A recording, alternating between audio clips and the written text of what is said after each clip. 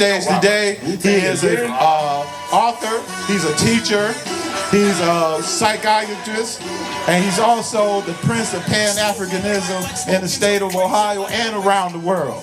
So I want everybody to stand up. Let's put our fist up in the air, and let's give a big shout out to the Prince of Pan-Africanism, Dr. Umar Johnson. That's in the house.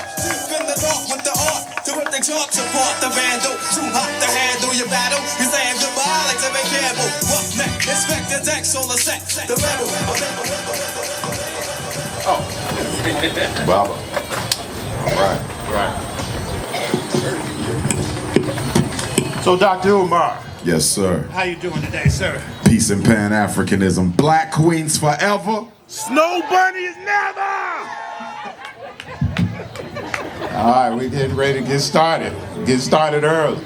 We had a little talk earlier today, and we were talking about the fact of African Americans in our country today. Are we thriving or just surviving? And I proposed that question to you earlier today, and I want to propose it to you again in front of this audience so you can talk to them. In your opinion, do you believe that African Americans or black folks in general, are we thriving or surviving right now? We barely getting it done, or what's your thoughts? I would say that we are drowning. We are neither thriving or surviving. We are drowning. When I look at the suicide rate for black girls, they have the fastest growing suicide rate in America post-COVID. Number one killer of black men are each other. Second leading cause of death of black men between 20 and 40, suicide. Third leading cause of black men between that same age group are preventable injuries or reckless behavior. I look at the fact that 75% of our children are being raised exclusively by the mother. I look at the fact that we don't have a single black community in these United States that operates independently as a Black Wall Street, meaning there's no place I've been to in America, nor that I know of, where we own our own bank, our own school, our own hospital, and our own supermarket. You need a bank to invest in the people, a hospital to save the people, a supermarket to feed the people, and a school to teach the people. And nowhere in this country do you find those four things in the same area. And then, when I look particularly at Cleveland, I find it interesting that this is one of the few black cities where we are in the numerical majority. 47% of the 350,000 residents of the city of Cleveland are black. 37% are white. And even though we predominate numerically, we are still disenfranchised, economically exploited, and politically oppressed. Absolutely unacceptable. And why you think it's that? Well, number one, you cannot control black people, you cannot exploit black people, and you cannot disadvantage black people without the participation of the black bourgeoisie. So in Cleveland, I'm sure there are members of the coonocracy who operate in the favor of the white power structure and against the interests of black people. That is 5 families of the coonocracy or the black bourgeoisie. Number one, you have your media coons.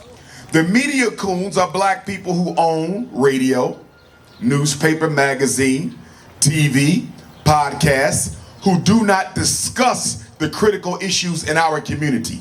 They don't talk about the food deserts we live in. They don't talk about the fact that although 65% of Cleveland's public school students are black, 67% of Cleveland's teachers are white. Why in a predominantly black school district are most of your teachers not black? They won't talk about that, but they will talk about who won the NBA finals. They will talk about who hit the lottery. They will talk about who got shot at the mini market last night, but they will not talk about the critical systemic issues that affect black people in Cleveland that were introduced from the power structure. They will blame the victim and never blame the perpetrator. So you have your media Negroes, then you have your higher education bourgeoisie. These are black people who work for the school system, the university system, the community college system, and when they're asked why black people are in the condition that we are in, they will blame single mothers, poverty, rap music, sagging pants, and Instagram. Although those are contributing factors, they are not causes. The reason black people exist in poverty in Cleveland and everywhere else is because the Federal Housing Authority created a situation where they helped poor white people escape to the suburbs 40, 50 years ago on low interest loans and handouts, and they trapped black people in the ghetto and then stripped the inner city of the resources that they were given to poor people with the same income out in the suburbs. So everything that happens to us is introduced from the outside. We are at fault because we don't do anything about it. We are at fault because we don't organize and resist. We are at fault because we don't push back. The third family of the black bourgeoisie is your elected officials. Not all, but most of them. Negroes who are in positions of influence and power, but are paid to do nothing to assist black people. That's number 3, I think it was. So you got your media Negroes, your higher ed Negroes, your elected black bourgeoisie. Then you have your entrepreneurial bourgeoisie. These are black people who have made a decent living for themselves, come from the ghetto, and after they escape to the suburbs with a nice house and a nice car and probably a snow bunny, they turn their backs on the back of other blacks. And the last of the 5 families, Baba, is the religious bourgeoisie. And I would argue that the religious bourgeoisie is the most dangerous because they have the most control over the way black people think. Basically, what they do is they evangelize oppression, and they evangelize dysfunction, and they evangelize white supremacy that makes black people think we're in the condition we in because Jesus put us in that condition, or Muhammad or God put us in that condition. In other words, they never point the finger at systemic inequity, systemic injustice, or systemic racism. They come up with fancy religious excuses that rock black people to sleep instead of waking them up to organize against oppression. If you really are trying to lead your people away from the devil, why are you so comfortable with your people living in hell? So if that's the case and the suppression is distraction, then what's our counter move? The counter move is mass organization. Everything begins with organization. As the right, excellent, honorable Marcus Messiah Garvey said, the greatest black leader of the 20th century and the greatest humanizer of all time, and the only major leader we had after Frederick Douglass to give us a movement that wasn't tied to a religion. Marcus Garvey said the greatest weapon used against the Negro is disorganization. El Hajj Malik El Shabazz Malcolm X said, it's not that white folks are more intelligent, or Asian or Arabs or East Indians are more intelligent.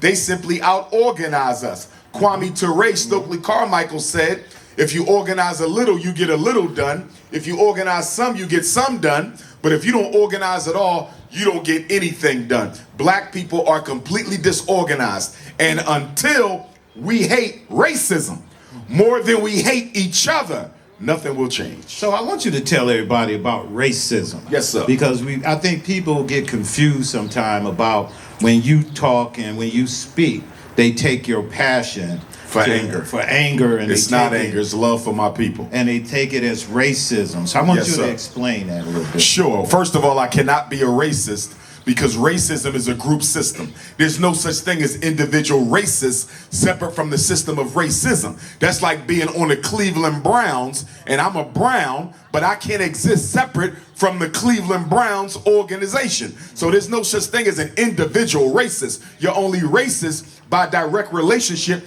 to a racist system. So there's no such thing as individual racist. I can be prejudiced. I can dislike white people because they're white, which I don't. I can hate white people because they're white, which I don't. I can be prejudiced. Racism is prejudice plus power. You gotta have the power to implement your prejudice to disadvantage people's lives. I don't control nobody's mortgage. I don't control the education of nobody's children. I don't control the police department in nobody's neighborhood. I don't control the criminal justice system in nobody's county. So there's no way that I can be racist. Now, racism so that African people understand the difference between racism and bigotry. Because I don't believe every Caucasian is a bigot. I do know every Caucasian is a racist. What is the difference? A bigot is someone who has an emotional connection to the degradation of African people. In other words, I hate you because I think black people are inferior. I hate you because I think black people are monkeys. I hate you because I don't think black people can do anything right. That's bigotry. I have a hatred for you. Most white people may not have a hatred for black people, but they're all racist. Racism is about three things, and racism is only about three things: complete control and domination of resources, opportunities, and privileges. Let me say it one more time. Racism has nothing to do with how white people feel about you personally. That's bigotry. Racism is, I hate you. Bigotry is, I hate you. Racism is, I want white people in Ohio to be in absolute control, domination, and monopolization of all the resources, all the opportunities, and all the privileges. And because black people don't understand racism, that's why it's such a potent weapon against us. Because we will think if a white woman lays down with me and give me a baby, she's not racist. If I sleep with them, if I smoke weed with them, if I live with them, if I hang out with them, if I pledge a fraternity or sorority with them, that means they're not racist. That has nothing to do with racism. A white woman can have your baby and still discriminate against your black ass. Racism ain't got nothing to do with sex, religion, or none of that. It's about military and political control. And until black people understand racism, we'll never get out of it. Let's talk about the state of the black men and boys. The education department is now dismantling federal education as it goes on. Our young black boys, suspensions are being surged. We're surging in suspension around the country as it relates to African American boys in school. And we're seeing calculated resets on black male potential. And I asked you earlier, and you said it was a form of Jim Crow 5.0. 5.0, Jim Crow 5.0. And so I want you to break that down and why you feel it. First of all, let's go back to 1954. United States Supreme Court outlawed the use of race in public education. Black people were learning just fine prior to 1954. They did not desegregate public schools so black children could get a better education. They desegregated black schools because they were concerned about the growth of black excellence. Keep in mind, we invented the gas mask before we went to school with white children. We invented the stoplight before we went to school with white children. We invented the refrigerated truck before we went to school with white children. They did not desegregate to help us. They desegregated to hinder us.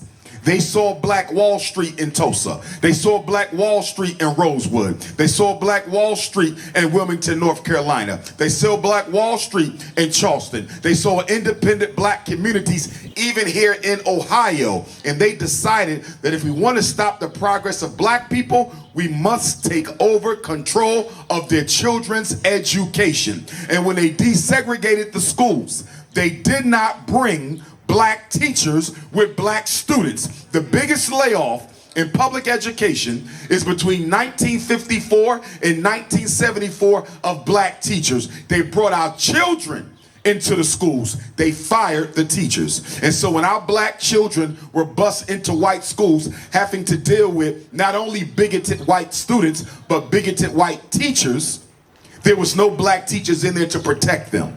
And because many school districts said, we're not going to integrate. We don't care what you say. So the federal government came up with a plan called special education. And in 1974, they invented special ed to give white school districts the opportunity to make money off of the miseducation of black children. And basically the agreement was, take these black children into your white schools. We will let you resegregate, but you can't do it based on color. We're going to give you 13 disabilities. And the main disability has been the so-called learning disability.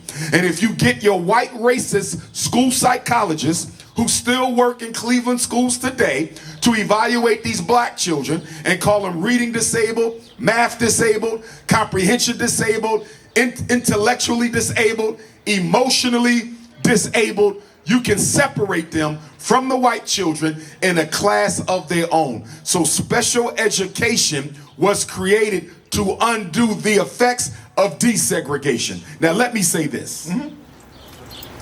Black boys don't need a special school. Black boys don't need a special curriculum. Black boys don't need a special education.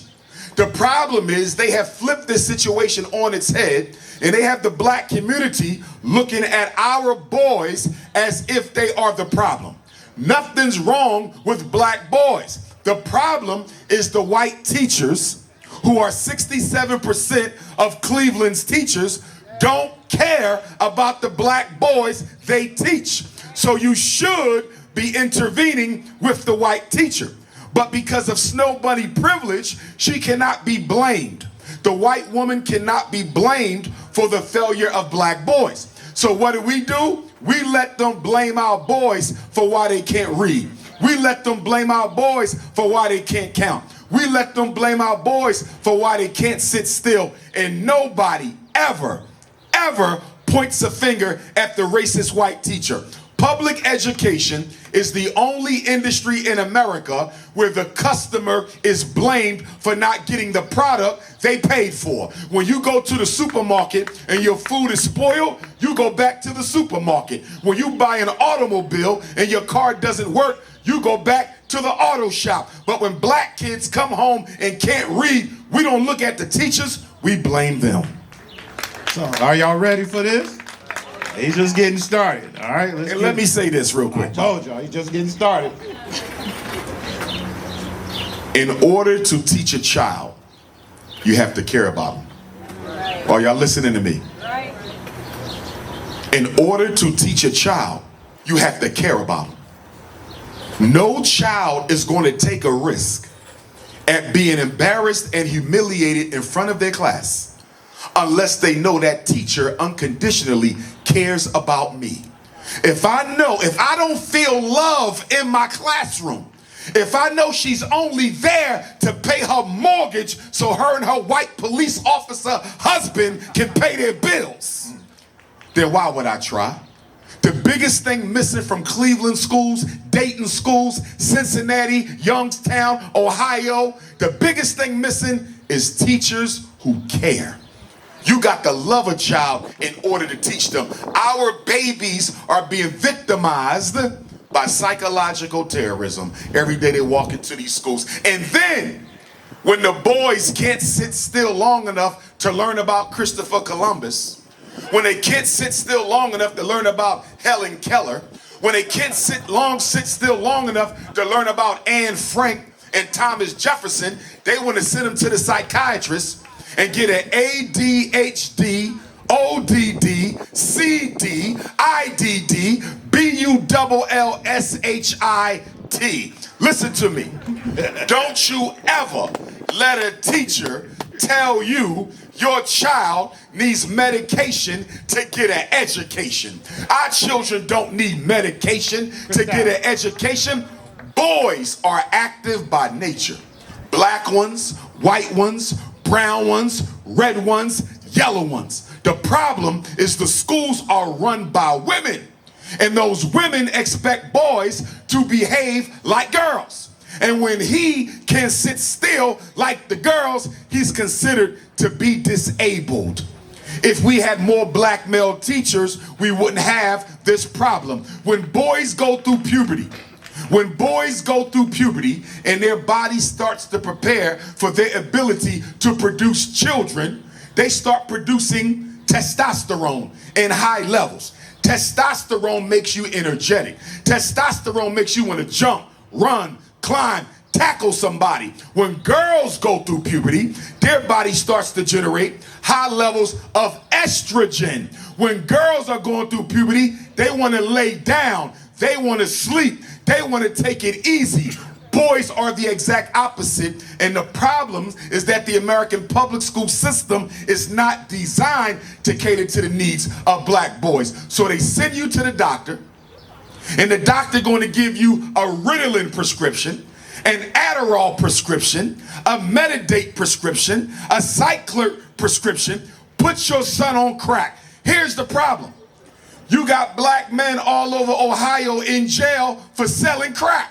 So if crack is not a good thing, why is it okay to put crack in a baby bottle, give it to my son, but it's not okay for his father to sell it? If his father goes to jail for 5 years for being caught with crack, I'm sure crack cannot be advantageous to the child. And what are the side effects? Kill brain cells. What are the side effects? Mess with kidney, liver, and heart function. What are the side effects? Sleeping disorders, eating disorders, psychosis, depression, homicidal thought, and suicidal thought. I had a professor tell me in college that 15% or more of the crime in the black community can be directly attributed to the long-term side effects of psychiatric medication. Our children do not need drugs, they need love.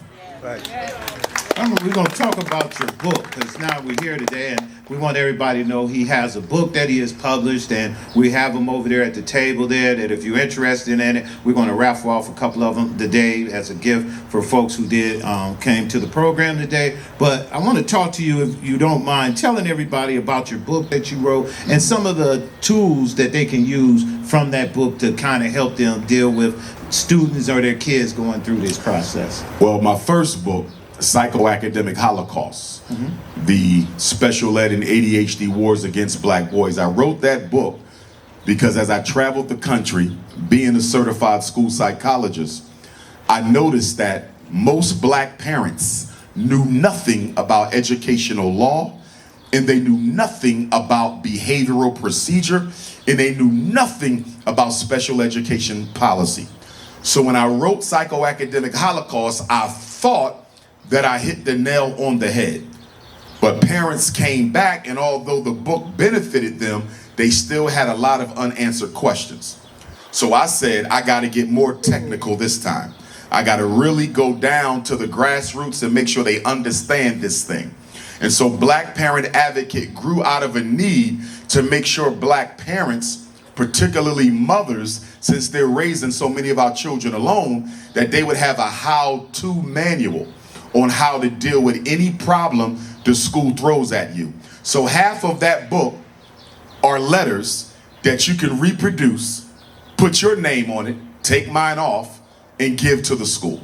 So for example, if you think your child is mentally gifted and they're refusing to evaluate your child for mental giftedness, and they do that a lot in black school districts because a lot of white people don't think black kids can be mentally gifted. So I have a letter in there that you reproduce and you send it into the school. If Ohio State Department of Education still has a gifted policy, you can still request a gifted evaluation. A lot of parents don't know that. Let's say you want your child evaluated for speech in preschool, because special education begins at age 3 and special education ends at age 21, or high school graduation, whichever happens first. So if you got a 3-year-old in preschool and they have a speech problem and you want to get them some speech services, you can contact the special ed department of Cleveland Metropolitan Public Schools and say, I have a 3-year-old who I think can benefit from speech services. I have the letter in there. Now let's look at the other side. Let's say your child been in special ed 3 years, still can't read. Special ed 3 years, still can't count. Special ed 3 years, still can't comprehend, which means the IEP team has failed your child. That means if we can prove that they have failed your child, not you, because you don't send them to school, not you, because you don't go to IEP meetings, not you, because you don't check homework, but because of the failure of the school. If we can prove the school failed your disabled child, according to federal law, you can make Cleveland Metropolitan Public Schools pay for your child to go to a private school at public expense. I help parents do it all over America. But the biggest problem with helping black parents get private schools for the disabled children is your paperwork is never organized. You gotta keep your paperwork together, because the first thing I need to see are your child's psychological evaluations. A child with a disability must be reevaluated every 3 years in America. So if your child got put in special ed in the second, there's a 5th grade eval, there's an 8th grade eval, there's an 11th grade eval. If your child got put in special ed in kindergarten, there's a 3rd grade eval, a 6th grade eval, a 9th grade eval, and a 12th grade eval. If you don't have the paperwork, how in the hell am I going to trace this whole situation back to the beginning? And I'll stop with this, and I talk about this in my book. No black child should be getting evaluated for anything except speech under the age of 7. Did y'all hear what I said? Not reading, not math, not comprehension, not intellectual, not emotional, not ADHD, conduct disorder, and why not? Why is Dr. Umar saying you should never let a black child get evaluated under the age of 7? Because the earlier the child is, the more likely we can get the diagnosis wrong, Baba. You feel me? Because when a child is young, they're still growing and learning. There's no psychologist in America that can tell you for certain that your 3-year-old is autistic. Now, autism is real, but autism is often misdiagnosed. Why?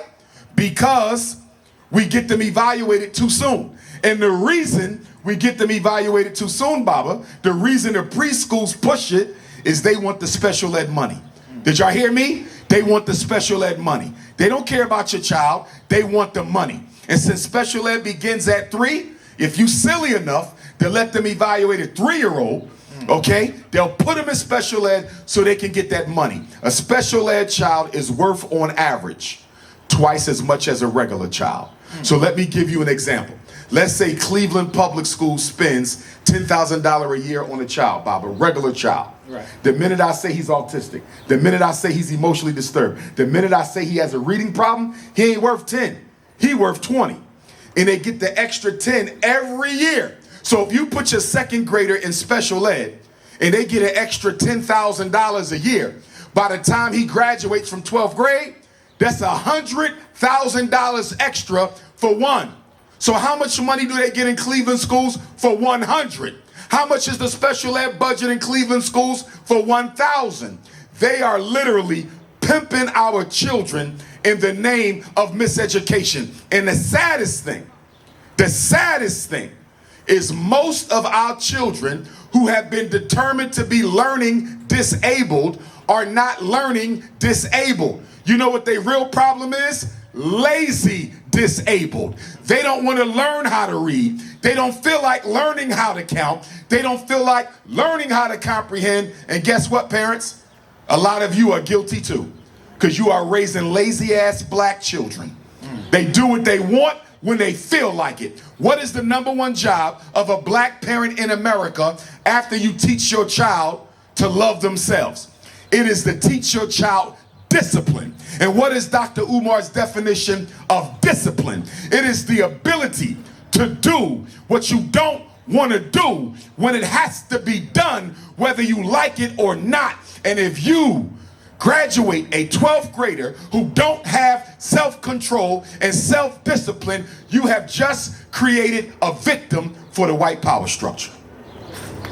Dr. Umar, we're going to move on to the sisters now. Let's talk about the sisters. We're going to talk about the sisters. Brown sugar. The state of black butter women. almond. Fudge chocolate. That's right. Cinnamon and brown sugar. That's right. So we're going to get into that. That's what you like, and that's your lane right there. Black women are under attack politically and economically. How do we protect these sisters without piling more survival labor on their backs? First of all, and this is to my brothers, and we got a lot of great black men in Cleveland, great. But collectively, we as black men have failed our community because we have gotten very comfortable with women being in charge.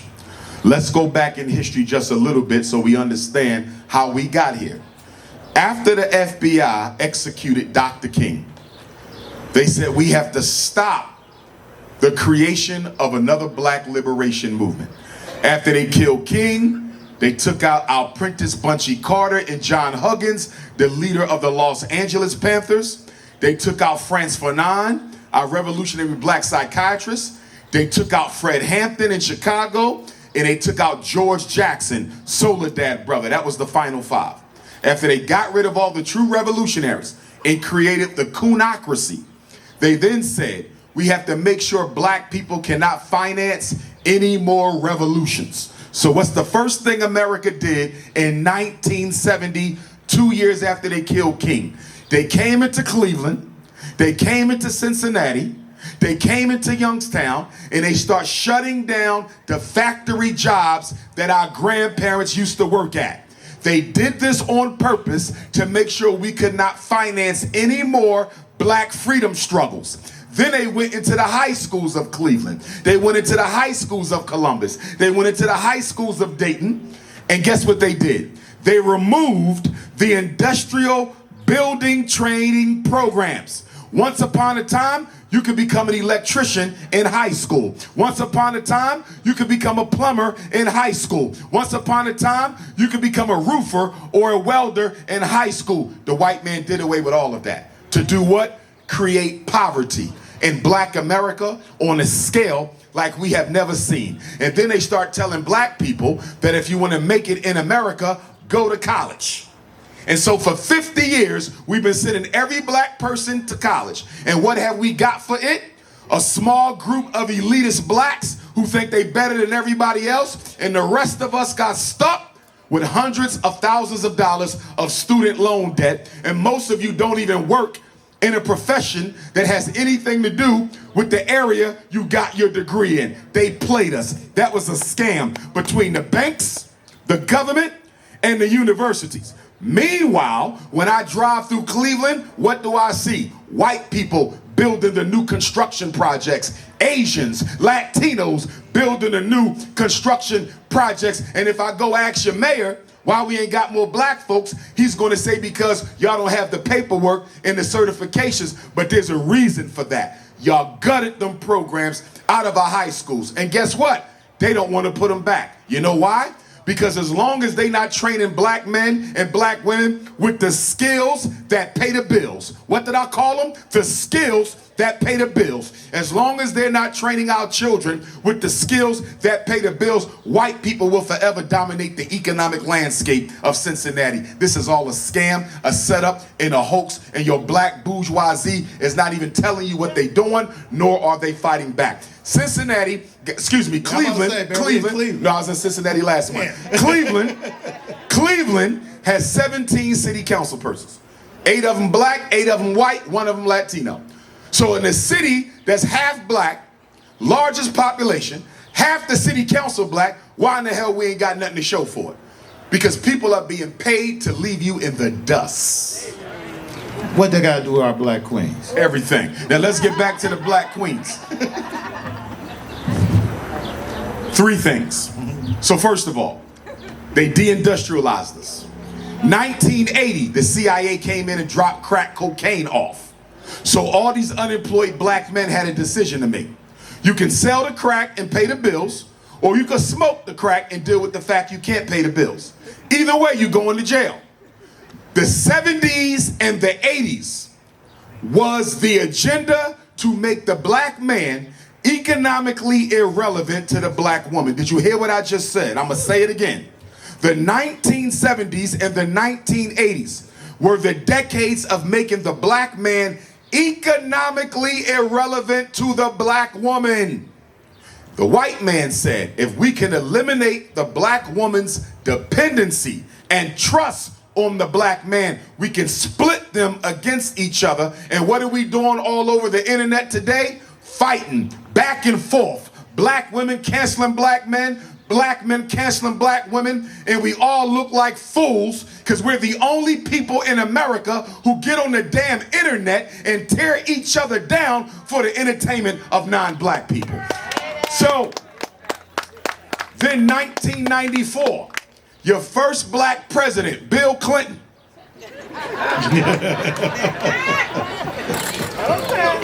Your first black president, Bill Clinton, gave you the 1994 crime bill, which locked up more black people than any president in American history since slavery. He gave us 3 strikes and you out.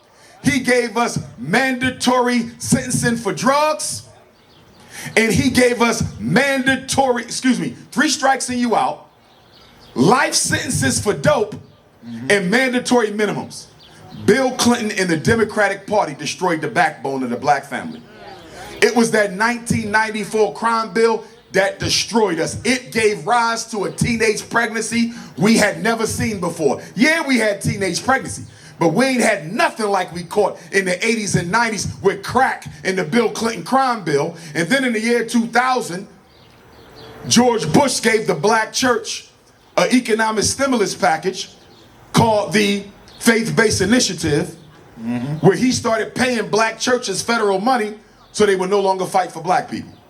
And that's why I can drive all through Cleveland, and I probably can't find a single black church that's at the forefront. I said at the forefront, not going to meetings. I said at the damn forefront of fighting for better schools, against miseducation, mass incarceration, police genocide, and economic apartheid. Because those are the 5 problems of black America: miseducation, mass incarceration, homelessness and gentrification, police genocide, and economic apartheid. Anybody running for office, you're not getting my vote unless you have a plan and a program for at least one of them. It don't have to be all 5, because I know you can't do everything, but you can do something. And if you tell me you running for city council and you want me to vote for you September 9th, 2025, you want me to vote for you November 4th, 2025, and you can't do nothing about the schools, you can't do nothing about the police, you can't do nothing about the judicial crime code, you can't do nothing about economic apartheid or gentrification, what the hell am I voting for you for? We have to fall out of love with the Democratic Party and the Republican Party. I'm not a slave, so I don't belong in the Democratic plantation or the Republican plantation. I don't need a black president. I don't need a black mayor. I don't need a black council person. I don't need a black state legislature. I want black power. Do not confuse black power with black puppets. They are 2 completely different things. So what I'm saying, Bob, is this. The systemic oppression of the black male, the mass underemployment of the black male, the mass incarceration of the black male has rendered us economically impotent for our women.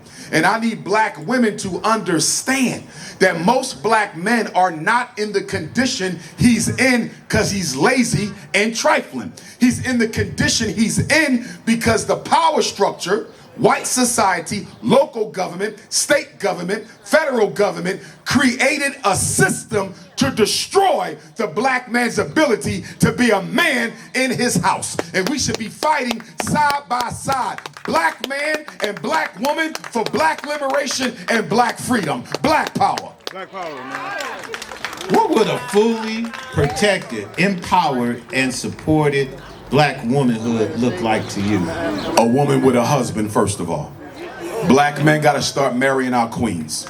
We cannot be serial monogamous forever, brothers. We got to settle down, because if black boys don't see black men married to black women, and I'm guilty, I gotta get married too, but I'm gonna have 2 queens. That's another conversation. Butter almond and butter pecan. But listen, if our boys don't see us loving our women, they're not going to want to love one either. And this is why you Negroes with the white wives, you got to stop it. Stop it. I ain't got nothing against the white woman. I'll hold the door open for her. I'll help her if she's in trouble, as long as ain't no sister hurt first. Okay? Nothing against her, but this is about us. When you marry into another community, you are investing in another people. Show me who you marry, I show you who you love. You got a white wife, then you committed to white power, white racism, and white supremacy. You cannot talk black and sleep white. And this goes for my beautiful African sisters as well. You must be out your damn mind, laying down with your slave master's great-grandson, giving away for free what they stole for 400 years. Don't you ever, black woman, expose your royal waters to the devil's knife of your oppressor. You don't let your oppressor spray his ancestors in your belly. Listen, when you make a baby, that's two family trees coming together. You got Harriet Tubman in your family tree. You got Sojourner Truth in your family tree. You got Ida B. Wells in your family tree. Do you really think they want to have a cookout with George Washington and Thomas Jefferson? What the hell you mixing ancestors for? Our ancestors don't want nothing to do with them damn ancestors. We date out the race. Not because we can't find a good black person. Black woman, if you don't like the brothers in Cleveland, go get one from Dayton. If you don't like the brothers in Cleveland, go get one from Youngstown. If you can't find no black men in America, they down in Brazil. We got more black people in Brazil than any place outside of Africa. They in Costa Rica, they in Panama, they in Jamaica, Guadeloupe, Turks and Caicos. They in Africa, Nigeria, Ghana, they in Canada. Same thing for black men. Don't give me the excuse you can't find a good black women. Black women are the largest population on the planet Earth. There's more black women than any other population. So if you can't find her here, find her somewhere else. But the truth of the matter is, black men date, mate, cohabitate, and procreate with snow bunnies because you wish you were Caucasian yourself. So let's stay on that topic for a minute. We had a couple of incidents that came off across. One we had talked earlier about was that I felt that I looked at some of your interviews. You gave my man Shannon Sharp a pass.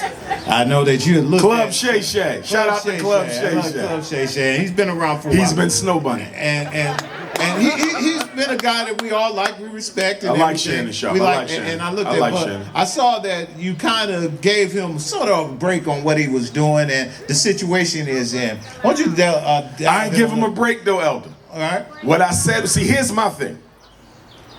If there's a bunny hopper in this audience, right? And I'm sure there is. I don't disagree with what he's doing. Excuse me. I disagree with what he's doing. It's not personal. It's the business of African re-empowerment. Do y'all understand? Now, that same brother dating a white girl, although I disagree with him dating a white girl, if she tries to accuse him of the unthinkable, and I believe that he's not getting a fair opportunity to prove his innocence, I'ma stand with him. Some people say, why did you decide to support Shannon Sharp when he was dating a white girl? Because what they do to any black man, they do to every black man. Today is Shannon Sharp, tomorrow it'll be you, the next day it'll be me, but not with a bunny, of course, right? So we gotta recognize, y'all, when they take us down, we don't have the liberty of saying, well, she shouldn't have done it or he shouldn't have done it. Judicial decisions are all about establishing precedent. And if we let them establish precedent on something that is unfair, they will carry that out for future generations. Let's take Sean Combs. If Puffy is guilty of the 3 federal charges, RICO, interstate sex trafficking, or interstate solicitation of sex, then he should be held accountable. But what I'm not going to support is y'all keep bringing up the Cassie situation and y'all keep talking about baby oil. He's not on trial for baby oil, right? But if black America, because they don't like what Puffy did, if you tell the white man, go ahead and lock him up and throw away the key when he has not proven beyond a reasonable doubt that Puffy is guilty of interstate sex trafficking or prostitution, then guess what? The next time a black man comes who is innocent, they'll be able to convict them too, because black America likes tearing each other down so much that we'll let them sentence somebody to court who wasn't even guilty. I'm not going to co-sign that. So I'm going to stand with Shannon Sharp. I'm going to stand with Puffy until it is proven that they are guilty. But black men have a right to be tried in the jury of their peers just like everybody else. I'm not standing for wrongdoing. I'm standing for justice. So in Shannon Sharp case, is he being done wrong or is he a victim of his own demise? Both. But he shouldn't have his life destroyed. He had no business dating a 19-year-old OnlyFans snow bunny with no body. He had no right to do that. He had no right to do that. No Cinnabons or nothing. He had no right to do that. But guess what? Her accusing him of sexual assault is something completely different. Now, one thing is for certain, two things is for sure. There's not a white woman on the planet Earth, there's not a Caucasian female on the planet Earth who gets sexually assaulted by a famous black man and do not call the police. This woman alleges Shannon Sharp abused her once, then came back to a house with birthday gifts and Christmas gifts. She let him in a second time. He abused her again, and you never called the police. You just want some money. Who in the hell believed that? No white woman is letting a black man get away with rape. You can forget it. Most black men who were lynched in American history going back to slavery were lynched because white women even hinted at us looking at them the wrong way. Look at what they did to Emmett Till for a whistle. Black men been castrated, beheaded, burned at the stake for even looking at a white woman the wrong way. And you want me to think a white woman let Shannon Sharp sexually assault her twice for Christmas gifts and birthday gifts? And then originally she wanted to have his big black baby, right? Right. What kind of Negro shit? But anyway, see, she wanted the baby because that's what the white girls do with the athletes. And by the way, 70% of upper echelon black athletes date out their race. 70%. So stop talking about most black men don't date white women. The rich ones do. Yes, the hell they do. Okay? Now, she wanted Shannon Sharp's baby because for the snow bunny, if I can get your baby, I got your pockets anyway. I don't need the ring. So she wanted that baby. But Shannon Sharp was smart enough not to give her the baby. The problem Shannon Sharp had, same thing Puffy did. Puffy offered Cassie a settlement too soon, and Shannon Sharp offered Gabriella Asu Ninjas a settlement too soon. If he would have waited, he might have made off better, because remember, she only wanted 20,000, remember? She wanted 20,000 per flat cheek. Damn. After she got with a lawyer, the 20,000 per flat cheek turned into 20 million per flat cheek. And then black men gotta stop calling our sisters gold diggers, because I don't know no black woman on OnlyFans who are about to get 40, 50 million dollars off of a black celebrity. We never get that kind of money. In fact, black women don't even sue for sex assault. You know why? Because black women are presumed guilty before proven innocent, so most sisters' cases will never make it to court anyway. This is a snow bunny hustle. And since black men want to keep on dating white girls, guess what? I'm going to make some money off this too. I'm going to start a snow bunny leasing agency. You can come lease your bunny until she tired of your black ass. Black queens forever. No bunnies never, man. I told him that his snow bunny leasing thing is called pimping. I told him, you can't do that. That's called Is pimping. the white woman not pimping black celebrities? Tiger Woods' wife was a caregiver. She was a caregiver. Guess what her divorce settlement was with Tiger Woods? $100 million. Look at all that money our brother Kobe, rest in peace, left Vanessa. Right. Vanessa ain't dropped a penny off in Philadelphia yet. Right. They don't care about us. They there for the bucks. But I'm not blaming the white women. If we that damn dumb, after all we done been through, to give up your entire reputation and life savings for the pale vagina, so be it. Let's talk a little bit about your school. FDMG, let's go. Talk about this school, man. Your school. Frederick Douglass Marcus Garvey RBG International Leadership Academy for Black Excellence. You know, you've been getting a lot of slack about your school. People saying, what's going on with the school? I love the good and the bad. Let them hate. Bad. So hate is the oxygen I use to elevate. Hate me if you want. tell them when we talked about the school, first give them an update of where you are with the school. Then Yes, sir. Yes, sir. So, first of all, 2014, I took my first donation for FDMG in St. Louis, Missouri. 2019, we purchased a 4-building former black charter school campus in Wilmington, Delaware. That's where we are. This is 2025, so 5 years to buy the school, 6 years to renovate the school. Right now, all renovations are done except we got to tile the floor and rekey the classrooms. Cosmetic surgery. Once we tile the floor and rekey the classrooms, which will be done by the end of this summer, we're going to apply for our certificate of occupancy. And once we get our certificate of occupancy, we're going to have a grand opening celebration, and all y'all better be there. But if you hated on me, keep your ass in Cleveland.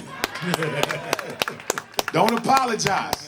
Oh, Dr. Umar, I was just listening to what the YouTubian struggle streamers were saying on the internet. Nah, family.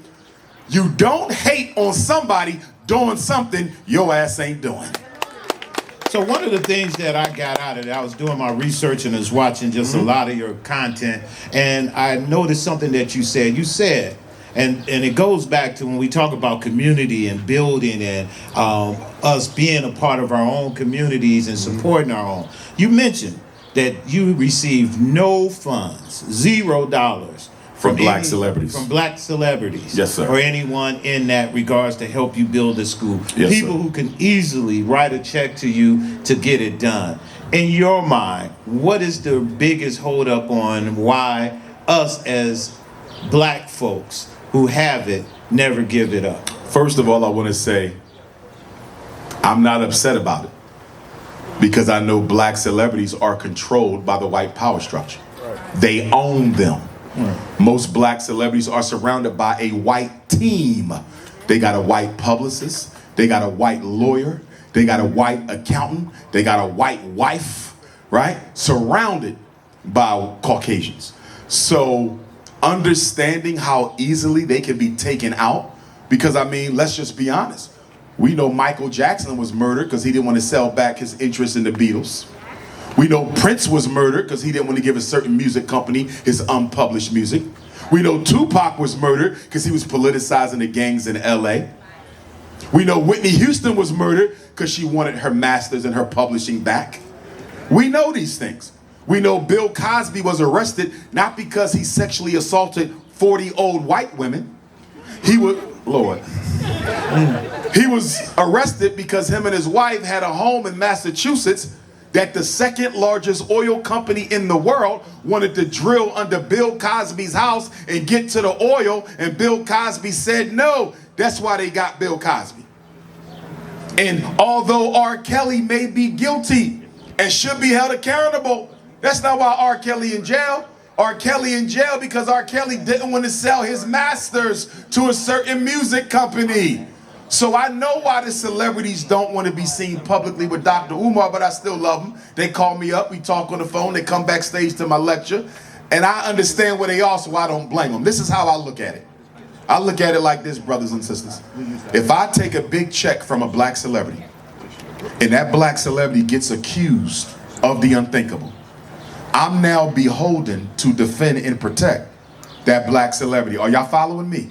So I believe our ancestors, who the Almighty sent into this dimension to help us reach our destiny, I believe our ancestors kept me free of celebrity money, so when the school gets open, I can still say what I need to say and say it about who I need to say it about, because Dr. Umar Tunde has the freest voice in black America. Nobody tells the truth like I tell it, and that's why Sister Oprah ain't had me on a couch yet. I should have been on that damn couch. What about ego? Who that? Those celebrities and their reason for not giving you money. We talked about ego, them using it. Oh, yeah. They don't want to help because they want to brag about it. You know, whenever black celebrities do anything for the hood, they need to be worshiped, right? They got to come on the stage with a big check so everybody can take a picture of the $10,000 even though they're worth $2 billion, right? They can't do that with me because I'm considered too controversial for the white power structure. They would have to tuck that money under the table.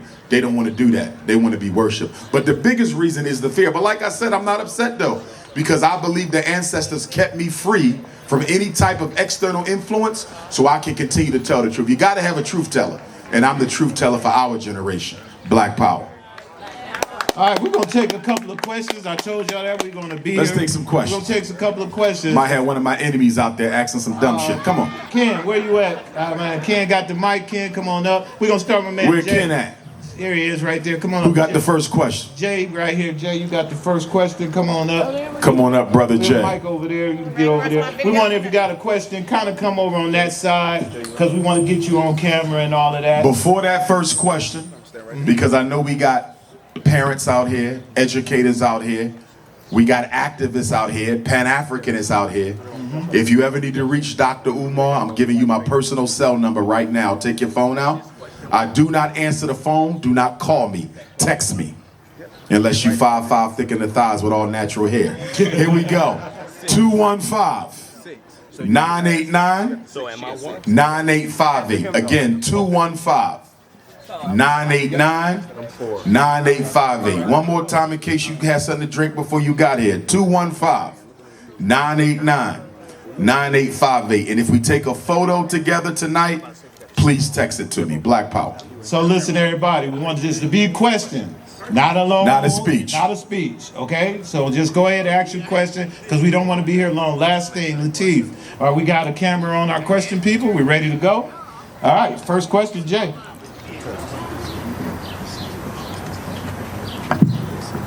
Test. All right. Yeah, that's it. All right, I'm J.R. Fogel. I'm an app developer. And what's your thoughts on the effect AI would have on the economic structure within the black community? Everybody always talks about AI is going to take your job. But my rebuttal is it's not AI that's going to take your job. It's somebody utilizing AI that's going to take your job. I think both things are true.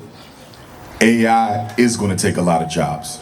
But to your point, if we get ahead of the artificial intelligence revolution, then we can train and teach our people on how to use AI so it can benefit us.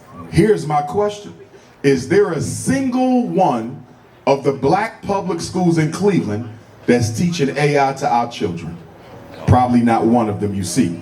So we need to get with your CEO of Cleveland Public Schools and find out why we're not introducing the AI curriculum to the children by now, because they should have one by now. I doubt if they're going to do it, because I just read that they're about to cut $160 million from the Cleveland Public Schools budget in 2 years. They got to drop off 1,000 employees, shut down a whole bunch of schools, and I'm disappointed in us because we are not buying up these schools that they shut down. Every time they shut one down, we should be opening up an independent school for our children. But you're correct. If we get out in front of AI, AI can benefit us. But I do have two criticisms of AI.